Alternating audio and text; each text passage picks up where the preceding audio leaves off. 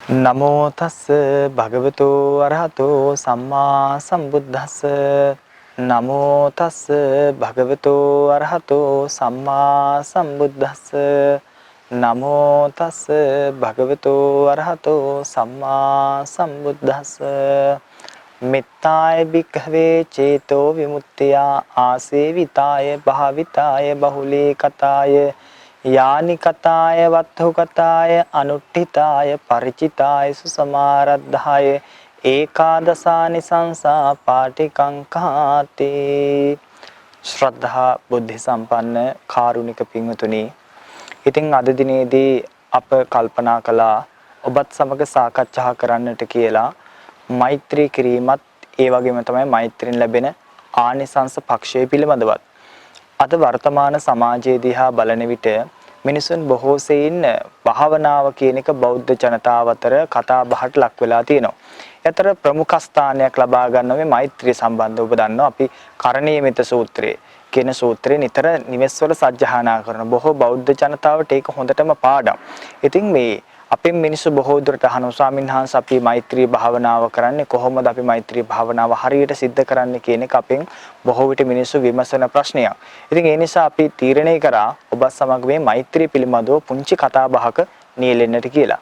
ඉස්සලාම අපි බලන්න ඕනේ මේ වචනේ තේරුම මොකක්ද කියන එක. දැන් මෛත්‍රියත් එක්ක ගන්නකොට ඔබ දන්නවා මෙත්තා, කරුණා, මුදිතා, උපේක්ඛා කියලා සතර බ්‍රහ්ම විහරණයන් අපේ සම්බුද්ධ ශාසනය තුළ සාකච්ඡාවට බඳුන් කරනවා. එතකොට මේ මෛත්‍රියත් එක්කම එකට බැඳිලා පවතින කරුණු තුනක් තමයි මම කලින් සිහිපත් කරපු කරුණා, මුදිතා, උපේක්ඛා කියන එක. ඒතර මෛත්‍රිය තියෙන්න ඕනි තමා ළඟ කරුණා, මුදිතා, උපේක්ඛාව කියන මෙන්නේ තුන් බඹ විහෙරණ බාහිරට විසිරවන්නටයි තියෙන්නේ. එතකොට අපි වචනේ තේරුම ගත්තොත් මෛත්‍රිය කියලා කියන්නේ හිතවත්කම, යාළුකම. එතකොට අපි මෙත්සිත පතරවනවා කියලා කියන්නේ අනිත් ලෝකයක් සමග යහළු වෙනවා. අනිත් කෙනාගේ යහපත ප්‍රාර්ථනාව කියන අර්ථයෙන් තමයි මේ මෛත්‍රිය කරනවා කියලා කියන්නේ. හුදෙක්ම ඇස් දෙක පියාගෙන මම නිදුක් වේවා, නිරෝගී වේවා, සුවපත් වේවා කියන එක සිතූ පමණින් මෛත්‍රියක් කළා වෙන්නේ නැහැ. ඇත්තනම තමන්ගේ හදවතට අවංකව තමන් ලෝකයාට යහපත ඉෂ්ට සිද්ධ කරන්නට කැමති වෙන්නට ඕනි. එහෙම කෙනෙකුට විතරයි මේ ලෝකයේ පුරාවට දසත පුරාවට හැම දිශාවන්ටම මෙත්සිත පතුරවන්නට පුළුවන්. ඒ නිසා අපි මූලික දැනීම පටන් ගමු. ඔබ කැමතිනේ ඔබට දුකක් නැතුව ඉන්න. අපි දන්න මේ කොරෝනා වසංගතයත් එක්ක මිනිස්සු කැමති කවදාවත් කොරෝනා හැදෙන්නේ නැතුව ජීවත් වෙන්න. ඒ වගේම තමයි ආහාර පාන ටික තමන්ගේ සමීපයට ලැබෙනවට. ඒ වගේ තමයි නිදුක් නිරෝගී සුවයෙන් කාලය ගත කරන්නට බොහෝ විට මිනිසුන් කැමති. ඉතින් ඇත්තටම ඔබ කැමති සැප අන් අයට ලැබේවා කියන චේතනාව මත පිහිටලා ඔබට හිතන්නට පුළුවන් නම් මම දුකක් නැතුව ඉන්නට කැමති. ඒ වගේම අන් සත්වයොත් නිදුක් වේවා. මම රෝගයක් නැතුව සිටින්නට කැමති. ඒ නිසා අන් සත්වයොත් රෝගයක් නැතුව සිටීවා, නිරෝගී වේවා. මම සුවපත් වෙන්නට කැමති. දැන් ඔබට රෝගයක් යම් කායික පීඩාවක් වැළඳිලා තියෙනවා නම් ඔබ ඉක්මනට කැමති ඒකෙන් මිදෙන්නට. ඒ නිසා මම නිරෝගී වෙනවා වගේම අන් සත්වෙත් නිරෝගී වෙනවා නම් සුවපත් වෙනවා නම් කොයිතරම් වටිනවද කියන චේතනාව ඔබගේ චිත්ත අභ්‍යන්තරයේ තියෙන්නට ඕනේ. ඊට පස්සේ තමයි අන් අය කෙරෙහි කරුණා, මුදිතා, උපේක්ඛා කියන තුන් බඹ විහරණයන් බාහිරට පතුරවන්නට තියෙන්නේ. ඉතින් අපේ හදවත තුළ මෙත්සිත නැත්තම්, අපේ හදවත තුළ මෛත්‍රිය නැත්තම් කිසිම විටක අපිට මේ තුන් බඹ විහරණ බාහිරට පතුරවන්නට හැකියාවක් ලැබෙන්නේ නැහැ. දැන් අපි දන්නවා කරණීයමිත සූත්‍රයේ පැහැදිලිව සඳහන් කරනවා මාතා යතහනියං පුත්තං ආයුසා ඒක පුත්ත මනුරක්කෙහි එවම්පි සබ්බ බහුතේසු මාන සම්භාවය අපරිමාණං යනාදී වශයෙන්. කියන්නේ එකම පුතෙක්ගේ අම්මා කෙනෙක් ඒ පුතාට කොයිතරම් ආදරේ සෙනෙහස දක්වනවද? අන්න ඒ වගේ මුළු ලෝකයාට මෙත්සිත පතරවන්න කියලා. ඒ කියන්නේ කවදාවත් අම්මා කෙනෙක් පුතෙකුගේ අයහපතක් බලාපොරොත්තු වෙන්නේ නැහැ. පුතා දිනෙන් දින දිනු වෙනවා නම් ඒ අම්මා නිරන්තරයෙන් කැමති. ඒ වගේ තමයි පුතාගේ අභිවෘද්ධියම ප්‍රාර්ථනා කරන. පුතා තරඟ විභාගයකට යනවා නම් ඒ තරඟ විභාගයට යන පුතාව දිරිමත් කරනවා. යම් ආකාරයකට ඒ පුතාට යම් අසනීපයක් වැළඳිලා තියෙනවනේ අසනීපෙන් නැගී සිටීම බලාපොරොත්තු වෙනවා. Tamanට කරන්න පුළුවන් හැමදේම කරනවා. සමහර අම්මලා තාත්තලා දරුවන්ට ඇස් පේන්නේ නැත්නම් Taman ඇස් දෙක පවා දෙනවා. ඒ වගේ තමයි පටක පවා දෙනවා. ඒ කියන්නේ ඒ තරමට මේ ඔබ දන්නවා සුද්ධෝදන මහරජතුමා අපේ රාහුල කුමාරයා පැවිදි කරාට පස්සේ භාග්‍යතුන් වහන්සේ සමීපයට ඇවිල්ලා කියනවා ස්වාමීනි භාග්‍යතුන් වහන්සේ දරු සෙනෙහස නම් සම විදගෙන සෙවි විදගෙන මස් විදගෙන ඇට විදගෙන ඇට මිදුළු දක්වාම කෑවදිලා තියෙන්නේ. ඒ නිසා තථාගත ශාසනයේ යම් දරුවෙක් කුල පුත්‍රයෙක් පැවිදි කරනවා නම් දෙමාපියන්ගේ අනුදැනුමකින් තොරව පැවිදි කරන්නට එපා ස්වාමීනි කියලා භාග්‍යතුන් වහන්සේ ඉල්ලීමක් කරනවා. ඒතර ඔබ දන්නවා දරුවෙකුට කොයිතරම් අම්මා තාත්තා කැමතිද? විශේෂයෙන්ම අම්මා දස මාසයක් කුසේ දරාගෙන ඉඳලා ඒ දරුවා මේ ලෝකෙට බිහි කරන්නේ. තමන්ගේ ලේ ටික කිරි කළා තමයි පොවන්නේ. ඉතින් මේ වගේ ඒ කියන්නේ ඇට නහරත් එක්ක බැඳලා තියෙන ලේයින් ලේ බැඳලා තියෙන අම්මා කෙනෙක්. අන්න ඒ වගේ අපිට පුළුවන් නම් මුළු ජන සමාජයටම මෙත්සිත පතුරවන්නට. ඒ කියන්නේ ඔබ කර්ණීය මෙත් සූත්‍රයේ හුදෙක් සජ්ජහානා කළ පමණින්ම ඔබ මෛත්‍රිය වඩන කෙනෙක් බවට පත් වෙන්නේ නැහැ.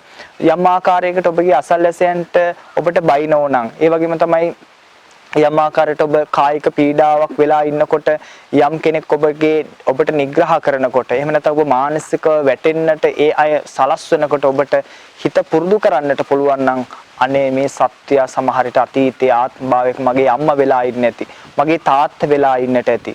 ඒ නිසා මොහුට අයහපතක් නම් සිදු නොවේවා. අපේ මිනිස්සු අතර බොහෝ දෙයින් තියෙන කතා බහක් තියෙනවා. ඒ කියන්නේ මොකක් හරි ලෙඩක් දුකක් පීඩාවක් ආවට පස්සේ වනේ ඉන්න හතුරෙකුටවත් මේ වගේ දුකක් නම් වෙන්න එපා කියලා අපේ මිනිස්සු ප්‍රාර්ථනා කරනවා. ඒ ප්‍රාර්ථනාව කොයිතරම් වැදගත්ද? ඒ ප්‍රාර්ථනාව කොයිතරම් අපේ බුදුදහමට සමීපවද කියලා බැලුවොත් අපි කල්පනා කළොත් එහෙම බලන්න. ඒ කියන්නේ අපි කැමතිනේ අපි යම් පීඩාවක් ලැබුවොත් ඒ පීඩාව අන් කෙනෙකුට ලැබෙනවට. ඉතින් අන්නේ චේතනා මත පිහිටලා අපිට මෙත්සිත පුරුදු කරන්න පුළුවන් නම් ඒක තමයි වඩා ශ්‍රේෂ්ඨ වෙන්නේ. දැන් අපි බලමු මේ සතර බඹ විහරණ කොහොමද මේ මෙත්සිත පුරුදු කිරීමත් එක්ක වැඩෙන්නේ කියන එක. දැන් මම මෙහෙම ඔබෙන් අහන්නම්කෝ. ඔබගේ දරුවාට යම් කායික පීඩාවක් ඇති වුණොත් ඔබ මොකද කරන්නේ? ඒ දරුවාව පුළුවන් තරම් ඉක්මනින් හැකියක්මනින් වෛද්‍යවරයෙක් වෙත යොමු කරනවා. ඇයි වෛද්‍යවරයෙක් වෙත යොමු කරන්නේ? ඔබ කැමති දරුවා ඉක්මනින් නිරෝගී වෙනවට සුවපත් වෙනවට. ඇයි ඔබට සමහර විට ඔබෙන් මං ඇහුවොත් එම දැන් ඇමරිකාවේ දරුවෙක් යම් ආකාරයකට ඇක්සිඩන්ට් එකකටපත් වෙනවා. යම් ආකාරයකට අනතුරකට ලක් වෙනවා. එතකොට ඔබේ දරුවා අනතුරකට ලක් වුණා කියලා ඔබට ඒක ශ්‍රවණය වෙනකොට ඒ තරම් ඇතිවන දුකක් අර ඇමරිකාවේ දරුවා අසනීප වුණා කියලා ඇක්සිඩන්ට් එකකටපත් වුණා කියලා එනකොට දැනෙන්නේ නැහැ. ඇයි?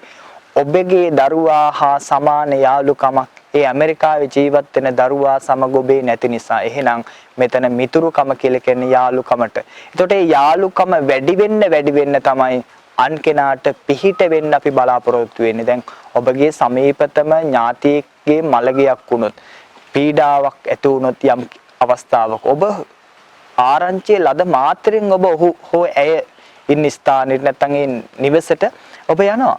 නමුත් ඔබ බලන්න ඔබ වාහනයක හෝ ගමන් කරනකොට බස්රයක හෝ ගමන් කරනකොට යම් ආකාරයකට ඔබට දකින්නට ලැබෙනවා මළගෙවල් දකින්නට ලැබෙනවා. ඒ වගේ තමයි මිනිස්සු කරදරයට පත් වෙලා ඉන්නවා දකින්නට ලැබෙනවා. නමුත් ඔබේ ගමන් නවත්තලා ඔබේ මළගෙදරට ගිහිල්ලා උන්නේ කඬනවද? ඔවුන් එක්ක ඔවුන්ගේ දුක බෙදා ගන්නවද? නැහැ. ඇයි? ඔබට අර ඔබගේ ඥාතිය හා සමාන ඥාතියත් එක්ක පවතින තරම් යාළුකමක් ඒ බාහිර සමාජයත් එක්ක නැහැ. ඒ නිසා ඔබ ඔවුන් කෙරෙහි කරුණාවෙන් ඔවුන්ගේ දුකට පිහිට වෙන්න උත්සාහවත් වෙන්නේ නැහැ. ඒ නිසා ඔබ බලන්න එහෙනම් මෙත්සිත පතුරවන්න කියලා භාග්‍යතුන් වහන්සේ අනුදැන වදාළේ ඇයි? පළවෙනි එක අපේ හිත හදාගන්න. මේ බුදුදහමේ මූලිකම ඉගැන්වීම වෙන්නේ ඉස්සලම තමන් සංසාර ගමනෙන් එතර වෙන එක. ඊට පස්සේ තමයි තව කෙනෙක් එතර කරවන්න උත්සාහවත් වෙන්නේ. එහෙම නැත්නම් තමන්ගේ හිත හදාගන්න එක. ඊට පස්සේ තමයි අනුන්ගේ හිත හදන්න පුළුවන් වෙන්නේ. එහෙම නැතුව තමන් මඩගොහරුවක ඉරලි ඉන්න ගමන් තව කෙනෙක් මඩගොහරුවෙන් ගොඩට ඇදලා ගන්නවා කියන එක සාමාන්‍යයෙන් සිද්ධ කරන්නට බැරි වැඩක්. ඒක සාමාන්‍යයෙන් සිද්ධ වෙන්නේ නැහැ. ඒ නිසා ඉස්සලම ඔබේ හිත හදාගන්න ඕනේ. හදාගෙන අනුන්ගේ හිත හදන්න උදව් කරන්න ඕනේ. ඉතින් ඒ නිසා තමන්ගේ හදවතේ ඉස්සෙල්ලා මෛත්‍රිය නැමැති බීජය රෝපණය කරගන්න ඕනේ. රෝපණය කරගෙන හිටියට පස්සේ තමයි අන් කෙනාට කරුණාව පතුරවන්නට හැකියාව ලැබෙන්නේ. ඉතින් ඒ වගේම තමයි අපි මේ වචන වල අර්ථය තව ටිකක් විග්‍රහ කරගන්නමු. දැන් අපි මෙත්සිත කියලා කියන්නේ යහලුකමට. එහෙම නැත්නම් හිතවත්කමට. ඉතින් අපිට මේ විදිහක අර්ථ ගන්න පුළුවන්. කරුණාව කියලා කියන්නේ අනුන්ගේ දුකේදී පිහිටවන ස්වභාවය. මුදිතාව කියලා කියන්නේ අනුන්ගේ සැපේදී සතුටු වෙන ස්වභාවය. උපේක්ෂාව කියලා කියන්නේ මධ්‍යස්ථ ස්වභාවය. දැන් අපි තව උදාහරණයක් ගමු. දැන් ඔබගේ දරුවා ශිෂ්‍යත්ව විභාගයෙන් හෝ සාමාන්‍ය පෙළ හෝ උසස් පෙළ හෝ විභාගයෙන් පාස් වෙනවා කියලා හිතමු. නැත්නම් ඔබගේ දරුවට රැකියාවක් ලැබෙනවා කියලා අපි හිතමු. එතකොට ඔබ සතුටු වෙන්නේ නැද්ද? ඔබට පුදුම සතුටුයි. ඇයි ඒ සතුටු වෙන්නේ? ඔබගේ දරුවාගේ අභිවෘද්ධිය දැකලා ඔබ සතුටු වෙනවා. අන්න ඔහුගේ සැපතේදී සතුටු වෙනවා. ඇයි ඔබ ඔහුගේ සැපතේදී සතුටු වෙන්නේ? වෙන කිසිම කාරණයක් නිසා නෙවෙයි. ඔහු සමග හෝ ඇය සමග ඔබගේ හිතවත්කම වැඩි. සමා වෙන්න ඕනේ අපි මෙහෙම සිහිපත් කරනවට. දැන් අපි හැමෝටම නෙවෙයි මේ කාරණේ කියන්නේ. සමහර නිවෙස්වල සමහර අම්මලා තාත්තලා ඉන්නවා අල්ලපු නිවෙස්වල ඉන්න දරුවෝ විභාගයෙන් පාස් වුණාට කැමති නෑ. ඊට පස්සේ සමහර විට තමන්ගේ දරුවන්ට චෝදනා කරනවා. අර බලන්න අර විමලගේ කොල්ල විභාගයෙන් පාස් වුණා ඔබට තමයි බැරි විභාගයෙන් පාස් වෙන්නේ කියලා සමහර විට චෝදනා කරන අවස්ථා තියෙනවා. ඒතර ඒ කියන්නේ අනිත් කෙනාගේ සැප රුස්සන්නේ නැහැ. අනිත් කෙනාගේ සැපට සතුටු වෙන්නේ නැහැ. ඇයි? තමන්ගේ දරුවා හා සමාන යාළුකමක් විමලගේ දරුවත් එක්ක නැති නිසා.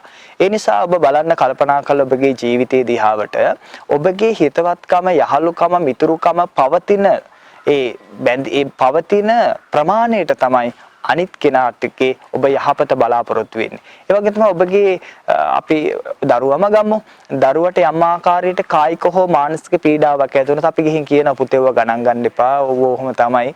ඒ නිසා ඔච්චර ගණන් ගන්න ඕනේ දේවල් නෙවෙයි කියලා. ඒ දරුවව මධ්‍යස්ථ ස්වභාවයකට ගේන්න අපි උත්සාහවත් වෙනවා. එතකොට ඒ දරුවත් එක්ක තියෙන හිතවත්කම වැඩි වෙන්න තමයි මධ්‍යස්ථ ස්වභාවයකට, උපේක්ෂා ස්වභාවයකට ඔබගේ හිත ඒ දරුව කෙරෙහි පත් කරන්නට උත්සාහවත් වෙන්නේ. ඉතින් මේ වගේ අවස්ථාවක ඔබ නිතරම සිද්ධ කරන්න ඕන දේ තමයි ඔබගේ දරුවට ආදරයේ කරුණාව සෙනෙහස දක්වනවා වගේම බාහිර සමාජයට කරුණාව සෙනෙහස ආදරේ දක්වන්න හිත පුරුදු කරගෙන හිත පුහුණු කරන එක. ඒක ඇස් දෙක පියාගෙනම කරන්න ඕනේ. සමහර මිනිස්සු අපි පහුගිය දේශනාවක සාමාන්‍යයෙන් සාකච්ඡාවක නියලුණා ආනාපාන සතිය ගැන. එතෙන්දි පවා අපිට සමහර මිනිසුන් විමසලා තිබිච්ච කාරණයක් තමයි ඉතින් භාවනාව කියන එක ඇස් දෙක පියාගෙනම කරන්න ඕනද? සමහර භාවනාවල් තියෙන. දැන් භාවනාව කියලා කියන්නේ හිත වඩනවා, හිත පුරුදු කරනවා කියන එකනේ. ඒතකොට සමහර භාවනාවල් තියෙනවා ඇස් දෙක පියාගෙන කරන්නට ඕනේ. සමහර භාවනාවල් තියෙනවා ඇස් දෙක අරගෙන එදිනදා ජීවිතේ පුරුදු කරන්නට ඕනේ, පුහුණු කරන්නට අවශ්‍ය භාවන. ඉතින් මෙත්සිත පතරවනවා කියන එක ඇස් දෙක අරගෙන කරන්නත් පුළුවන්, ඇස් දෙක පියාගෙන කරන්නටත් පුළුවන්. ඒ කියන්නේ යම් ආකාරයකට ධ්‍යාන වඩන මට්ටමට හිත පුරුදු කරනවා නම් ඇස් දෙක පියාගෙන ආලෝක සංඥාවල් වඩාගෙන එහෙම ඉස්සරහට යන්න ඕනේ. මම දන්නවා අපේ සාමාන්‍ය ගිහි ජනතාව ඒ තරම් දුරකට යන්නේ නැහැ. ඒ කියන්නේ අපිට ඕනේ අපේ හිත හදා ගන්නට, අපේ තියෙන තරහ පාලනය කර ගන්නට. ඉතින් දැන් ජන සමාජයේ තවත් ජනගත වෙලා තියෙන දෙයක් තමයි මේ මෛත්‍රී කරන්නේ තරහ නැති කරගන්න. මෛත්‍රී කිරීමෙන් තරහ නැති වෙනවා. මෛත්‍රී කිරීම තුළින් අපේ තරහ පාලනය කරගන්න පුළුවන් කියන එක. හැබැයි අනවබෝධයෙන් මෛත්‍රී වැඩි වීමෙන් කවදාවත් තරහ පාලනය වෙන්නේ නැහැ. අපි හිතමු මෙහෙම දැන් ඔබ යම් කෙනෙක් එක්ක අමනාප වෙනවා. අපි හිතමු සුනිල් තරහ වෙනවා විමල් එක්ක. දැන් ඔන්න සුනිල් විමල්ගේ යහපත කැමති වෙනවට තරහ වුණාට පස්සේ නෑ. අපි හිතමු සුනිල් සහ විමල් කියලා කියන්නේ ධර්ම අවබෝධය ලැබපු දෙන්නෙක් නෙවෙයි. ඒ දෙන සාමාන්‍ය මිනිස්සු දෙන්නේ. එතකොට සුනිල් නිතරම හිතන්නේ විමල් අයහපතට ලක් වේවා කියලා. එතකොට විමල් හිතන්නේත් මොකද්ද? සුනිල් අයහපත ලක් වේවා. සුනිල්ට නිරෝගී ස්වභාවයක් නම් උදා වෙන්න එපා. සුනිල් රෝගී වේවා. හොඳක් නම් වෙන්න එපා, නරකක්ම වෙන්න කියලා. දැන් අපි හිතමු දැන් සුනිල්ට භික්ෂුන් වහන්සේ නමක් සම්මුඛ වෙනවා. සම්මුඛ වුණාට පස්සේ කියනවා තරහ ගන්න එපා. තරහ ගැනීම තුළ බොහෝ ආදීනව තියෙනවා. වෛර කරන්න එපා. මෛත්‍රිය පුරුදු කරන්න, පුහුණු කරන්න කියලා ආවාද කරනවා, අනුශාසනා කරනවා. මේ අවවාදයේ මත පිහිටන සුනිල් හරියට මෙත්සිත පුරුදු කරන එක ගැන දන්නේ නැහැ. එයා හිතනවා මොකද්ද? විමල් තරහ නැත්තේක් වේවා. වෛර නැත්තේක් වේවා. ඊර්ෂ්‍යා නැත්තේක් වේවා කියලා ප්‍රාර්ථනා කරනවා.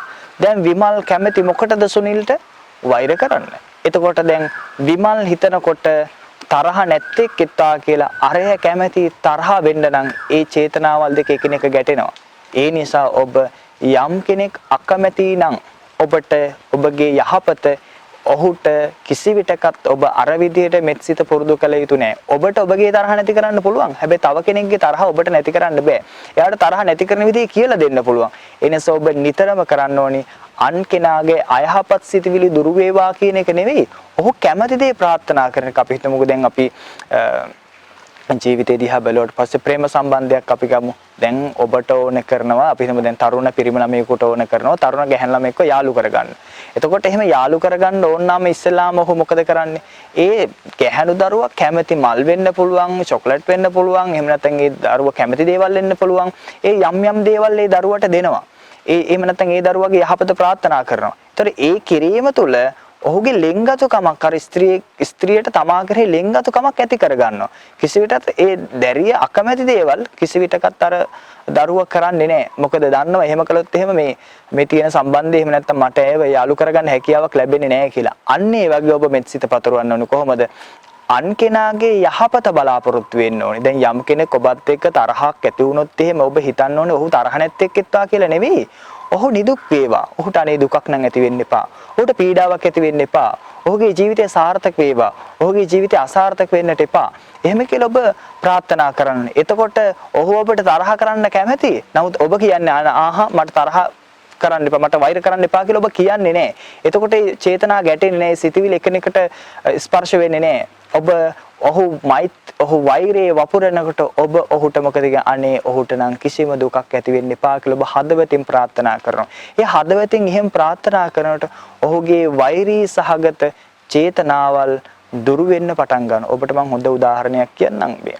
අනගාരിക ධර්මපාලතුමා ඔබ අප කවුරුත් හඳුන්න කෙනෙක්. එතන මේ අනගාരിക ධර්මපාලතුමාට ලොකු විරෝධයක් ලංකාව තුළ ඇති වුණා. එතකොට මේ අනගාരിക ධර්මපාලතුමාව අත්අඩංගුවට ගන්නට එනවා කියලා ඔහුට ආරංචියක් ලැබුණ එක් පොලිස් නිලධාරියෙක්. දැන් අනගාരിക ධර්මපාලතුමා මොකද කරන්නේ? මේ පොලිස් නිලධාරියාගේ ඡායාරූපයක් හොයා ගන්නවා.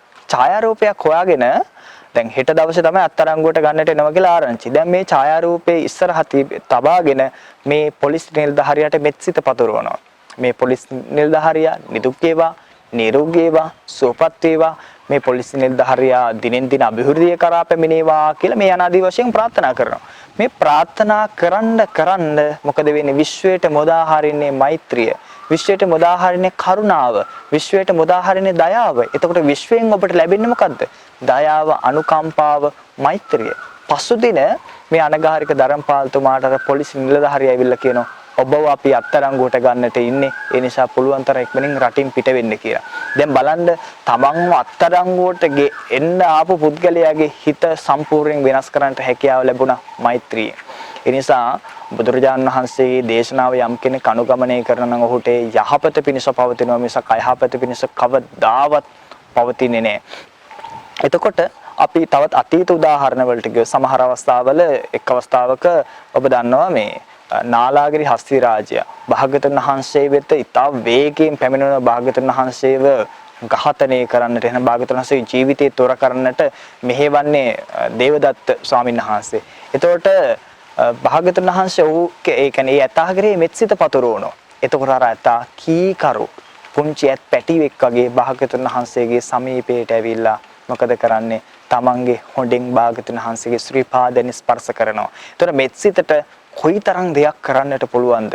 ඉතින් ඒක භාග්‍යවතුන් වහන්සේ විදහාපාමින් අපිටත් කියනවා මහණෙනි යම් කෙනෙක් නොබලාව හරහට දාලා කියතකින් ඉරණ කොටත් කකචූපම කියන උපමාවෙන් භාග්‍යවතුන් වහන්සේ මේක විස්තර කරන්නේ. ඔබ දන්නවා ඉස්සර දැන් නම් ඒවා කියක් දකින්න ලැබෙන්නේ ඉස්සර සමාජය තුළ තිබුණා. ඒ කියන්නේ ගහක් ඉරනකොට ගහේ කඳ හරහට දාලා ඒක උඩ එක්කෙනෙක් නැගලා ඊට පස්සේ උඩ ඉඳන් එක කියතක් තියෙන උඩ ඉඳන් කෙනෙක් අදිනවා පහළ ඉඳන් තව කෙනෙක් අදිනවා. ඔකට අපි කියව බණ්ඩි කියත කියලා. ඉතින් මේ වගේ කියතකින් ඔබව ඉරන කොටත් ඔබ ඒ කෙනා කෙරෙහි වෛරී සිතක් ඇති කර ගන්නවා නම් තරහ සිතක් ඇති කර ගන්නවා නම් ශාස්ත්‍රඥ වහන්සේගේ අවවාදයේ තකන කෙනෙක් නෙවෙයි. ශාස්ත්‍රඥ වහන්සේගේ අවවාදයේ පිළිපදින කෙනෙක් නෙවෙයි ඔබ කියලා භාග්‍යවතුන් වහන්සේ කියන්නේ. ඒ කෙනා කෙරෙහිත් ඔබ මෙත්සිත පුතුරු කරන්නට ඕනේ.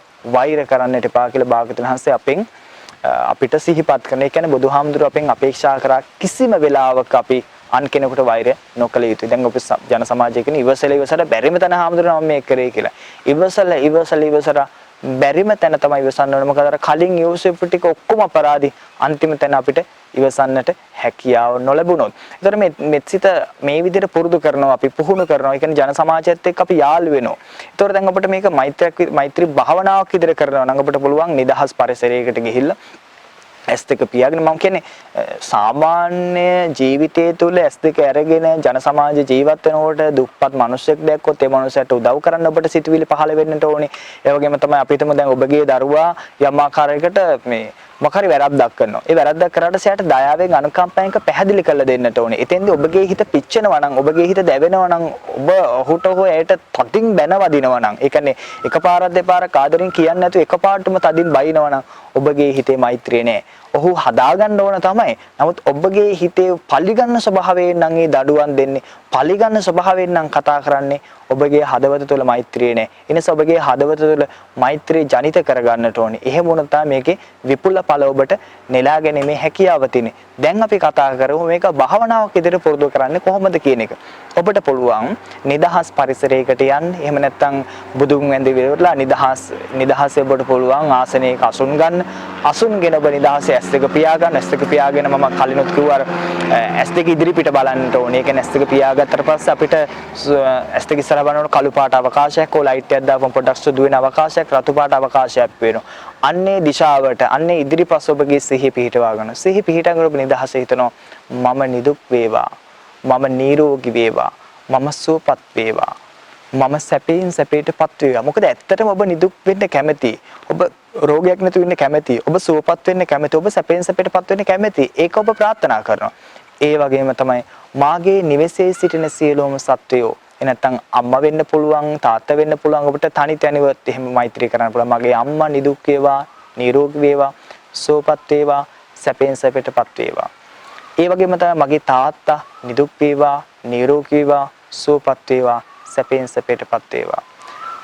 මාගේ ආච්චි අම්මා, මගේ සීයා, මගේ පවුලේ ඉන්න සියලුම දෙනා නිදුක් වේවා, නිරෝගී වේවා, සුවපත් වේවා, සැපයෙන් සැපයටපත් වේවා. මාගේ ගමේ සිටින සියලුම සත්වයෝ නිදුක් වේවා, නිරෝගී වේවා, සුවපත් වේවා, සැපයෙන් සැපයටපත් වේවා. මේ නගරයේ සිටින සියලුම සත්වයෝ නිදුක් වේවා, නිරෝගී වේවා, සුවපත් වේවා, සැපයෙන් සැපයටපත් වේවා. මේ පළාතේ සිටින සියලුම සත්වයෝ නිදුක් වේවා, නිරෝගී වේවා, සුවපත් වේවා, සැපයෙන් සැපයටපත් වේවා. මේ ලෝකයේ සිටින සියලුම සත්වයෝ නිදුක් වේවා, නිරෝගී වේවා, සුවපත් වේවා, සැපයෙන් සැපයටපත් වේවා. අනන්ත ලෝකයේ සිටින අනන්ත සත්වයෝ නිදුක් වේවා, නිරෝගී වේවා, සුවපත් වේවා, සැපයෙන් සැපයටපත් වේවා කියලා ඔබට හිතන්න. හිතලා ඔබ නිහඬ වෙනවා. නිහඬ වුණාට පස්සේ සමහරට ඔබට විවිධ සිතුවිලි ගලාගෙන එන්නට පුළුවන්. අතීතයේ අරමුණු කළ සිතුවිලි එන්න පුළුවන්. අනාගතයේ අරමුණු කළ සිතුවිලි එන්න පුළුවන්. එතකොට ඔබ ආපහු මේ මෙත්සිතට හිත පුරුදු කරන්න ඕනේ, පුහුණු කරන්න. ඔබ දැනගන්න ඕනේ මගේ හිත බාහිරට ගියා. එසම මම ආපහු මෛත්‍රිය පුරුදු කරනවා කියලා ආයෙ පටන් ගන්නවා. මම නිදුක් වේවා, නිරෝගී වේවා, සුවපත් වේවා, සැපෙන් සැපයටපත් වේවා. මා මෙන්ම මේ නිවසේ සිටින සියලුම සත්වයෝ නිදුක් වේවා, නිරෝගී වේවා, සුවපත් වේවා, සැපෙන් සැපයටපත් වේවා. මේ ගමේ සිටින සියලුම සත්වයෝ නිදුක් වේවා, නිරෝගී වේවා, සුවපත් වේවා, සැපෙන් සැපයටපත් වේවා. මේ රටේ සිටින සියලුම සත්වයෝ නිදුක් වේවා, නිරෝගී වේවා, සුවපත් වේවා, සැපෙන් සැපයටපත් වේවා. මේ ලෝකයේ සිටින සියලුම සත්වයෝ නිදුක් වේවා, නිරෝගී වේවා, සුවපත් වේවා, සැපෙන් සැපයටපත් වේවා.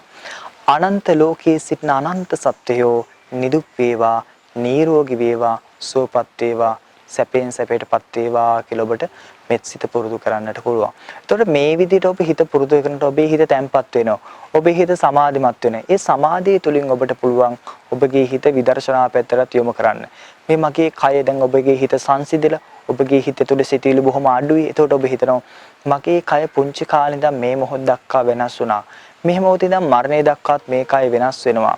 ඊට පස්සේ මේ කය මරණයටපත් වෙලා පණුවන්ට ආහාරලා පොළොවට පස්සලා විනාශ වෙලා නැති වෙලා යනවා. එහෙනම් මේ කය අස්ථීර දෙයක්. මේක ස්ථිර වශයෙන් පවතින දෙයක් නෙවෙයි. එහෙනම් මේ කය අනිත්‍යයි. මේ කය මට දුක් උපදවන දෙයක්. මේ කය මට සැප උපදවන දෙයක් නෙවෙයි. මේ කය අනිත්‍යයි, දුකයි. මේ කය මම නෙවෙයි, මගේ නෙවෙයි, මගේ ආත්මය නෙවෙයි, අනාත්මයි කියලා ඔබට සිහි කරන්නට පුළුවන්.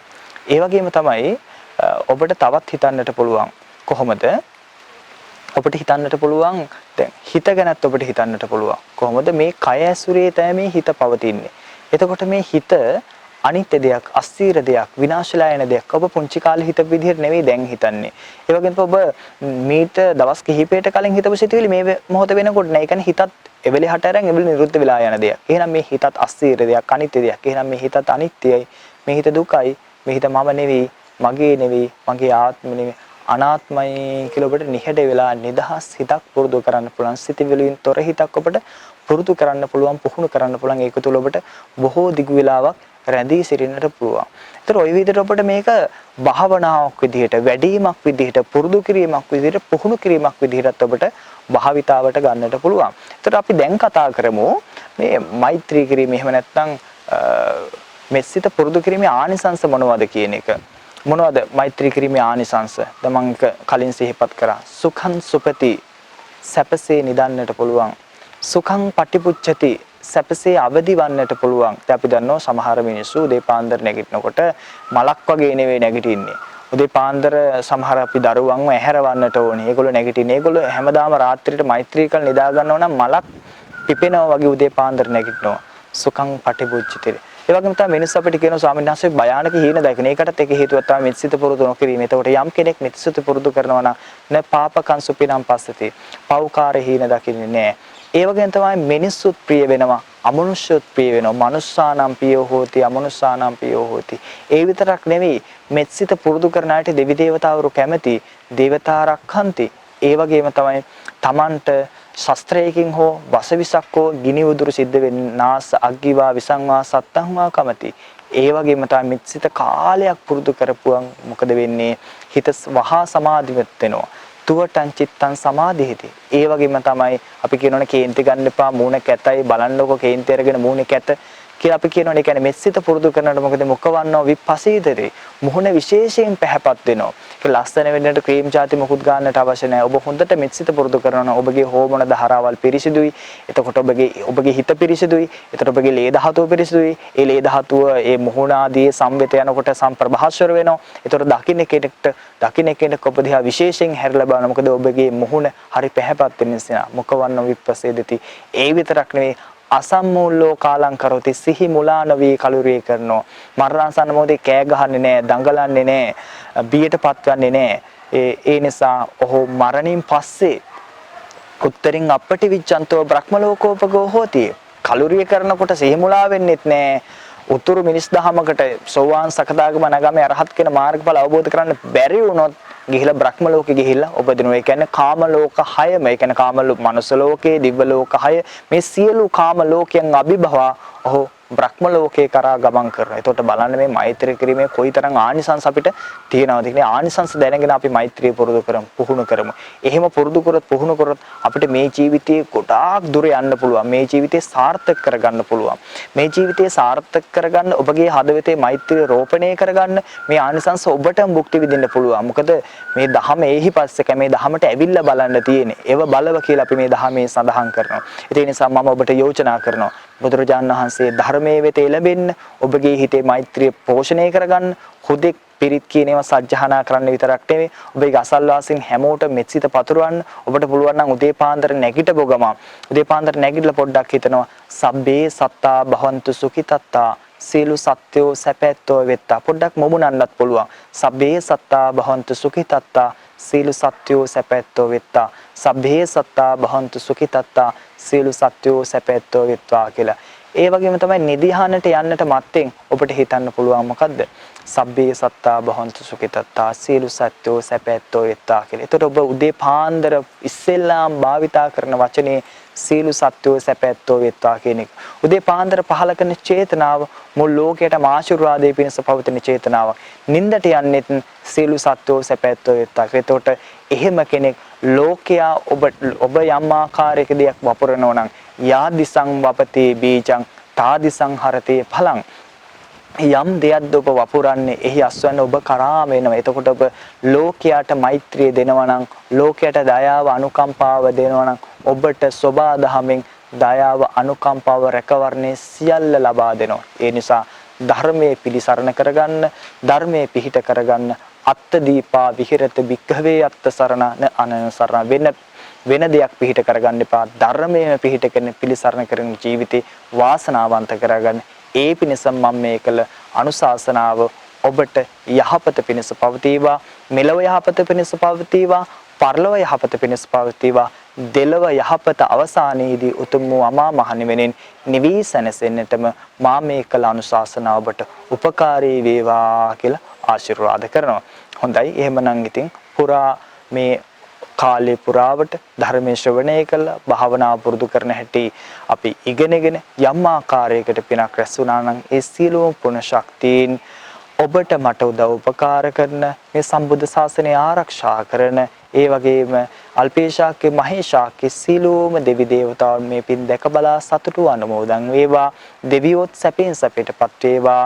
සම්බුද්ධ ශාසනයත් සම්බුද්ධ දේශනාවත් අපවත් අන්‍ය ජනතාවත් চিරාත් කාලයක් ආරක්ෂා කරත්වා කියලා දෙවියන්ටත් පින් අනුමෝදන් කරගනිමු. ආකාසට්ඨා ච බුම්මට්ඨා දේවානාගා මහිද්దికා පුඤ්ඤන්තං අනුමෝදිත්වා චිරන් රක්ඛන්තු ශාසනං. ආකාසට්ඨා ච බුම්මට්ඨා දේවානාගා මහිද්దికා පුඤ්ඤන්තං අනුමෝදිත්වා චිරන් රක්ඛන්තු දේශනං. ආකාසට්ඨා ච බුම්මට්ඨා දේවානාගා මහිද්దికා පුඤ්ඤන්තං අනුමෝදිත්වා චිරන් රක්ඛන්තු ත්වං සදාති.